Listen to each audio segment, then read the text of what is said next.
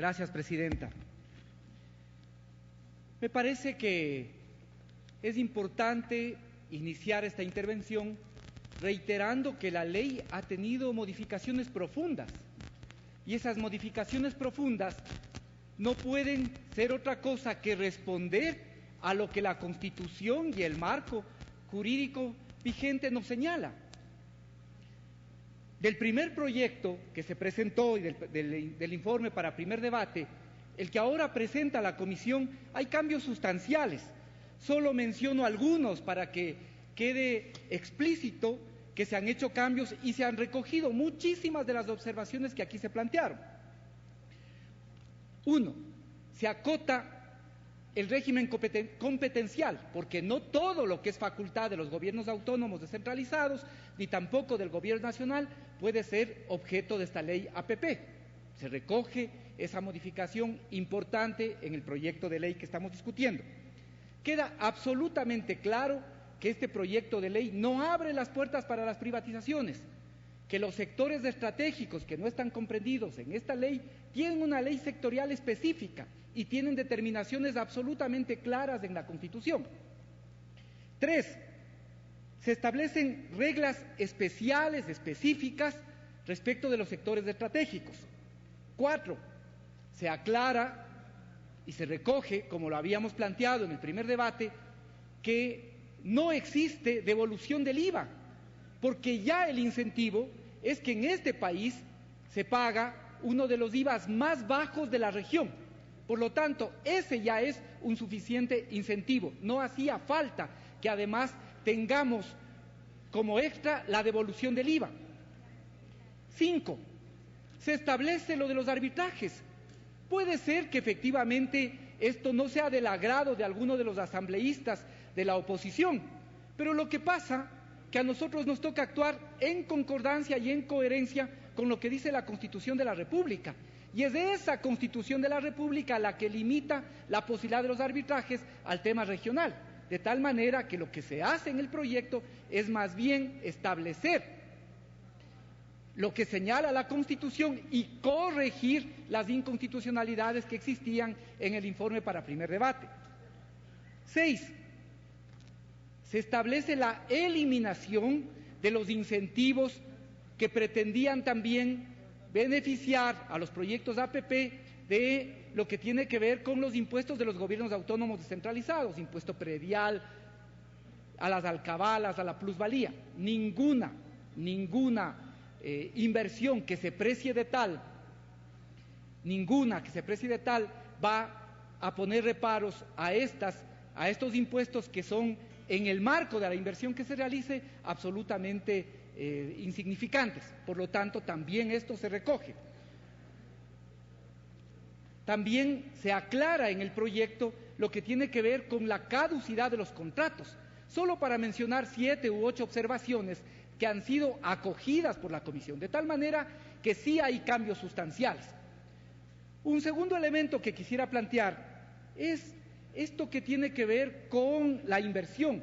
Aquí se hacen loas a la inversión, se establecen datos de la CEPAL respecto de por qué no viene la inversión extranjera, pero no leen completo lo que dice la propia CEPAL, porque la CEPAL sí señala con claridad cuáles son las razones por las que un país es beneficiario o no de inversión extranjera, y sobre eso también hay que tener mucho cuidado, porque de lo contrario terminamos haciendo loas a la inversión extranjera, comparando. Además, esa comparación también no tiene relación con el Producto Interno Bruto, por lo tanto es una comparación en términos nominales sin ver el tamaño efectivo de las economías. Pero una de las cosas que dice la CEPAL también es hacia dónde va la inversión extranjera. La inversión extranjera va, por ejemplo, a países donde hay poca regulación social y laboral. Por lo tanto, hay inversión extranjera a costa de flexibilización laboral, o hay inversión extranjera a costa de tener menos supervisión sobre el tema y el daño ambiental. Entonces, eso es una cosa importante. Además, desmitifiquemos también lo que señala la inversión extranjera. Veamos los países que mayor inversión extranjera tuvieron y ubiquemos esa inversión extranjera ¿Sobre qué áreas se generaron? ¿Sobre qué áreas? Y vamos a ver que las áreas son generalmente sobre los temas extractivos. También dice la CEPAL que la inversión extranjera es absolutamente clara respecto, o por lo menos la inversión extranjera responde a que en muchos casos no es inversión nueva, sino se trata de reinversión. Estas cosas también vale ubicar, porque de lo contrario se citan y se señalan datos de la CEPAL sin circunscribirlos adecuadamente. Tercer elemento. Yo coincido plenamente en que es necesaria esta ley en el marco de lo que he expresado de la Constitución, y por eso creo que todavía en el proyecto hay que hacer algunas precisiones que me voy a permitir expresar de la manera más sintética. En lo que tiene que ver con el artículo 3, numeral 6, coincido con la observación que se hizo de que no puede establecerse ni subsidios ni subvenciones en el marco de la ley, porque esto puede generarse como un hecho dado para el inversionista y por tanto, aunque esto tenga que contratarse, tenga que establecerse efectivamente para ampliar la cobertura, no podemos plantearlo en la ley, por lo menos no como está.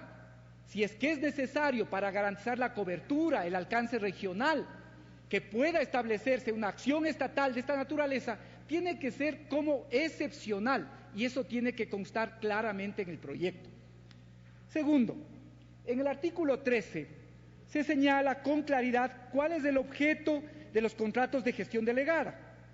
¿Para qué son estos proyectos? Infraestructura, desarrollo urbano, proyectos inmobiliarios, servicios públicos en el marco de la Constitución. Pero se incluye también al sector hidroeléctrico. Y esto tiene una explicación. Creo que es importante que se pueda establecer el sector hidroeléctrico, pero siempre que sean nuevos proyectos, que se genere. No puede ser que ahora el Estado conceda la administración al sector privado de aquello que le ha costado al Estado endeudarse y por lo tanto ahora que esos proyectos pueden ser rentables, trasladarlos a la administración de un privado. Tiene que referirse y plantearse claramente que esto está relacionado con los nuevos proyectos e incluso me atrevería a decir, si son nuevos proyectos no tiene por qué ser necesariamente solo de generación hidroeléctrica, sino de todo tipo de generación, hidroeléctrica y nuevas de energías también, alternativas a eólicas u otras que pudieran desarrollarse. En el artículo 15 no se establece un plazo, no pueden ser que estos proyectos y estos convenios estén y que puedan durar para siempre, no pueden ser eternos, hay que precisar el plazo y el plazo tiene relación también con la tasa de retorno que pueda desarrollarse en el proyecto. En el artículo 20, que se habla del arbitraje en el marco de lo que señala la Constitución, no puede establecerse en el último inciso sin perjuicio de lo previsto, porque eso significa que no importa que haya esta restricción constitucional, puede pactarse arbitrajes o dictámenes técnicos, no, tiene que ser claramente en el marco de lo que dice la Constitución, por lo tanto hay que eliminar la última frase del último inciso del artículo 20. En el artículo 372, no me voy a referir ya a lo del IES, se han referido otros colegas, ¿sí? Lo mismo, en la reformatoria segunda referida a la Ley Orgánica de Régimen Tributario Interno, hay que eliminar el añadido en el numeral 11, hay que eliminarlo, porque ya el artículo 66 de la Ley Orgánica de Régimen Tributario Interno establece una norma general respecto del crédito tributario. Igual me sumo a los planteamientos respecto de la jerarquía constitucional que ahora está en el artículo 21, puesto que esa jerarquía constitucional no puede quedar en dudas. Siempre eso está ya planteado en la propia Constitución y un decreto no puede desconocer lo que dice la ley o la Constitución. Y de la misma forma, sumo a lo que han planteado los colegas respecto del IES, pero sí me parece importante apoyar lo que ha propuesto la asambleísta Vanessa Fajardo para poder permitir que los microcréditos de la Corporación Financiera Nacional también se puedan beneficiar de la posibilidad de remisión de intereses, multas y recargos. Creo que con estas precisiones y otras que los colegas han planteado, este proyecto puede ajustarse plenamente a la Constitución y sobre todo a los intereses del país. Gracias, señora presidenta. Gracias. Asambleísta Vanessa